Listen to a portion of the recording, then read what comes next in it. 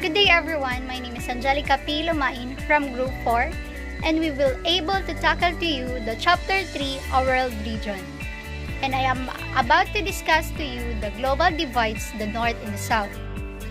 The world comprises of different countries, people, and natural features which was situated in a different location.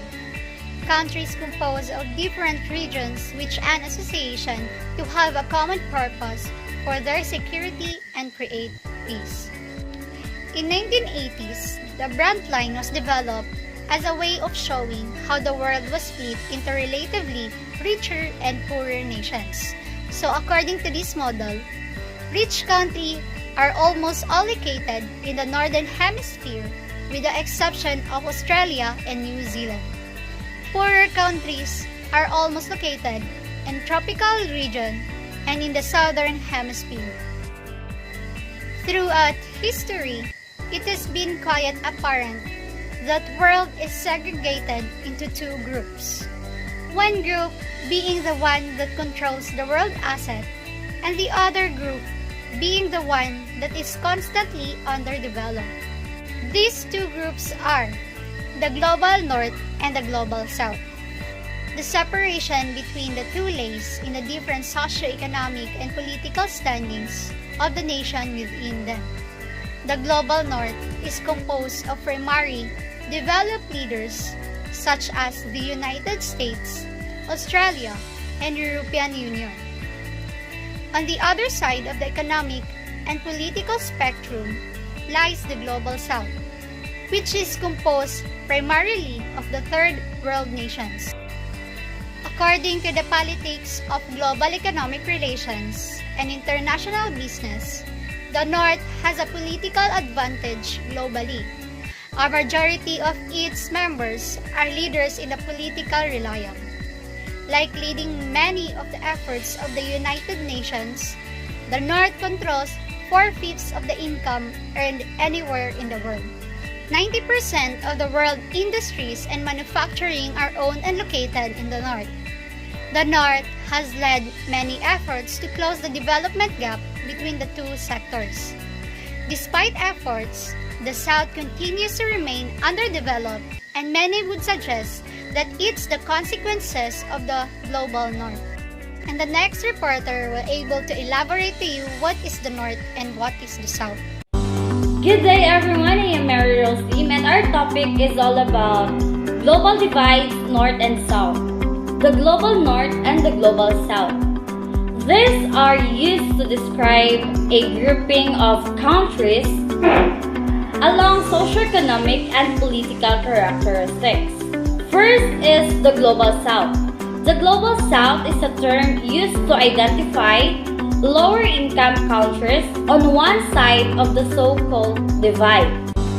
The other side being the countries of the Global North, often equated with developed countries. As such, the term does not inherently refer to a geographical south. For example, most of the Global South is geographically within the Northern Hemisphere. The term, as used by governmental and developmental organizations, was first introduced as more of open and value-free alternative to Third World, and similarly, potentially valuing terms like developing countries. Countries of the Global South have been described as newly industrialized or the process of industrializing and frequently have a history of colonialism. So next is the Global North. The Global North correlates with Western Europe and Northern America, as well as Australia, Israel, Japan, New Zealand, Singapore, and South Korea, while the South largely corresponds with the developing countries previously called Third World, such as Africa, Latin America, and the Caribbean. The two groups are often defined in terms of their differing levels of wealth, economic development, income inequality, democracy and political, and also economic freedom, as defined by freedom indices.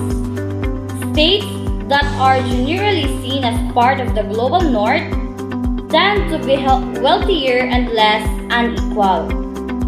They are developed countries, more democratic in nature, who export technologically advanced manufactured products. Southern states are generally poorer developing countries with younger, more fragile democracies, heavily dependent on primary sectors, exports, and they frequently share a history of past colonialism by northern states. Nevertheless, the divide between the North and the South is often challenged. So, in economic terms, as of the early 21st century, the North, with 1/4 of the world population, controls 4/5 of the income earned anywhere in the world. 90% of the manufacturing industry are owned by and located in the North. Inversely, the South, with 3/4 of the world population, has access to 1/5 of the world's income. As nations become economically developed, they may become part of the definitions of the North, regardless of geographical location. Similarly, any nations that do not qualify for developed status are in effect deemed to be part of the South. And that would be all. Thank you. The third world. I have a chart example of percent of people in the world at different poverty levels year 2005. It shows the world population. I have here example also the pictures of poor people or poor children that belongs in the third world. So what is the third world? The term third world is referred as underdeveloped or developing countries. The term third world was originally coined in times of the Cold War to distinguish those nations that are neither aligned with the West or NATO nor with the East, the communist bloc. The third world was the non-aligned world, distinct from first, capitalist, and second, socialist or communist worlds. That map shows the first color yellow, first world, the red one is the second world, and the third is the third world. So the second map shows the second world represented the Soviet Union and its allies. Today, the term is often used to describe the developing countries of Africa, Asia, Latin America, and Australia-Oceania. These countries were those that were well on their way to becoming rich and developed. So the third world became a quick and easy referent for the poor world because it has been underdeveloped by the rich or first world through process of globalization and capitalist expansion, RIG 2007. The picture shows the rich and poor. So the example of the third world countries are Tuvalu, Somalia, Niger, Central African Republic, South Sudan, Chad, Burundi, Sierra Leone, Burkina Faso, and Mali. The differences between the Global South and the Third World. Global South is an economic term denoting lower income countries. Third World historically denoted countries not politically aligned with the former Eastern Bloc or the West. The terms are not interchangeable. Good day everyone, my name is Mike Vincent Lakit and I'm going to discuss you today my report about the global south versus the third world. If there is no third world, there is no global south. In 1960s, 70s, and 80s, scholars divided the earth into three parts of the three-world theory. First world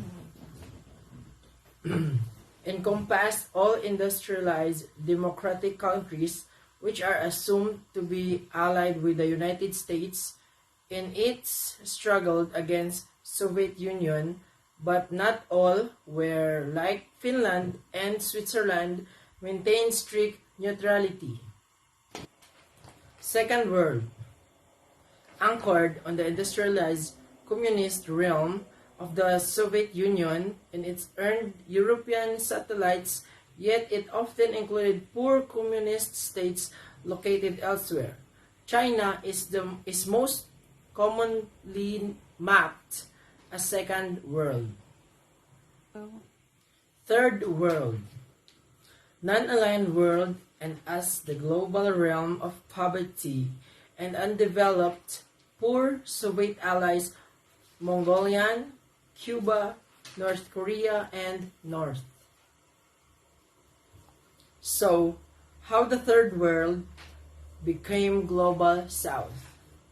By Alfred Sauvy, a French demographer, anthropologist, economist, historian, who compared it is the third state, a concept that emerged in the context of the French Revolution.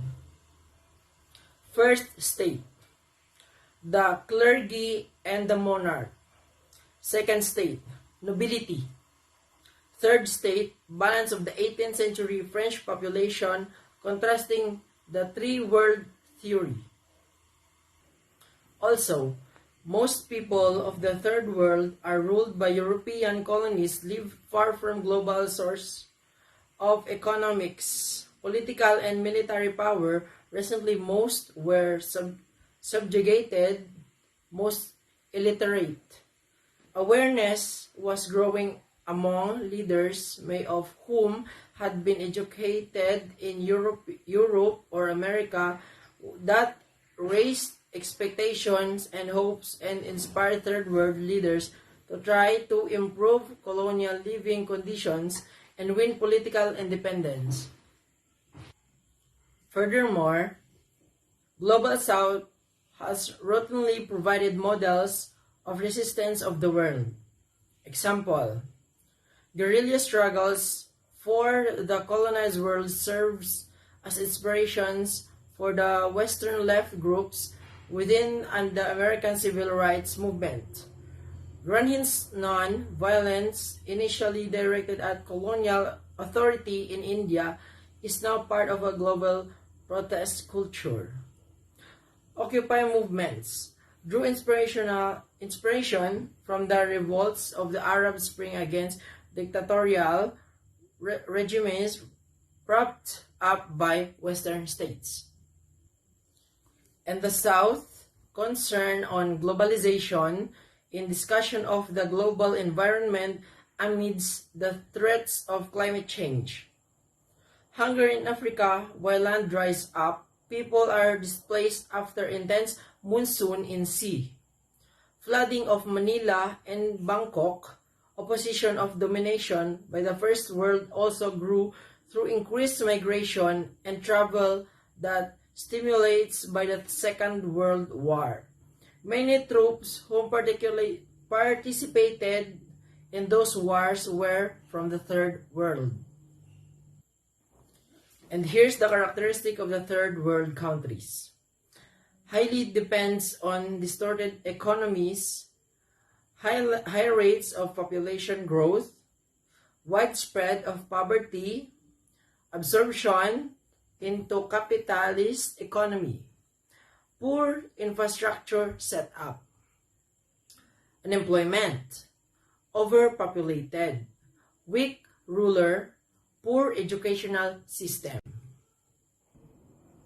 And next, subsistence agricultural economy, easy to be destroyed by calamities, unfair trade of industrial countries to agricultural countries, Raw materials and crop products are very low in exchange of industrial products. Low productivity. Cannot adequately supply the food requirements of the people. Farmers do not have scientific knowledge. Government has insufficient fund and facilities to help the farmers. Lack of technological utilities facilities for greater productive and development. And also the low per capita income. Ordinary citizens cannot afford to build their own business. Low development of the country economy, weak military defense for the country, health facilities and services will compromise. Vulnerable at chaos, anarchy, civil war, and terrorism exist. Next, high birth rate. Few jobs are available. More mouths to be fed by the governments, crime increases. Young citizens are not so productive. Poverty increase, poor health quality, increase of mortality rate. Next, high illiteracy. Non-productive citizens, slow growth of economy, increase in crime, low job quality. The poor health, increases in mortality rate, decrease in per capita income, decrease in productivity. Next is negative attitudes, values, and institutions.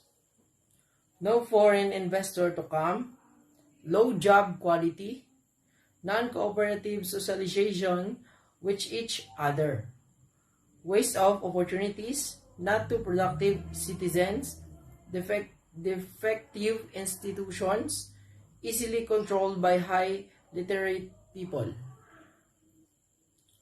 The efficient public administration. Most government programs are failure. Government's employees gives priority their family and relatives. Unfair distribution of government service, high corrupt exist. The last is high rate of unemployment. Low per capita income, increase in crime, increase of poverty rate, additional government problems, slow development,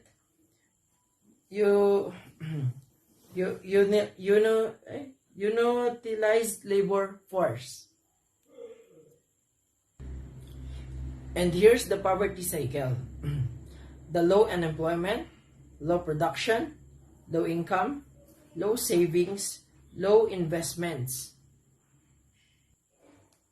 So, if the investment is low, there will be lack of unemployed, and if the employment is also low, production will decrease, and the result is low production. Low production will lead to small income, and small incomes result to inefficient savings to earn, which the use of investments. And once again, I'm Mike Vincent V. Lakit, believing and living in a saying that success is not in never failing, but in raise up everything we fall. And that would be all. Thank you. Hello ma'am. Hello classmates. By the way, I am Krishana Ilalia from the group 4. So today I will talk all about the three worlds theory. The three worlds theory differentiates based on how powerful the country is. The countries within the first world are the strongest, and the third world are the weakest, which leaves the second world who are in between. So the first world composed of industrialized and democratic countries, which most members were assumed to be allied with the US against Soviet Union. The first world countries include Canada, Australia, Japan, Western European, and etc. countries. So the first world countries are known to be more powerful countries and have stable military powers. The United States of America is an example of first world country. While highly subjective, first world is a term that it consists of countries that may have the following characteristics: they have stable democracies, high standards of living, capitalist economies, and economic stability. So next, we have the second world. The second world former communist countries that aren't quite in poverty, but aren't prosperous either. It includes East Germany, Georgia, Poland, and Ukraine, etc. The term Second World was initially used to refer to the Soviet Union and countries of the communist bloc.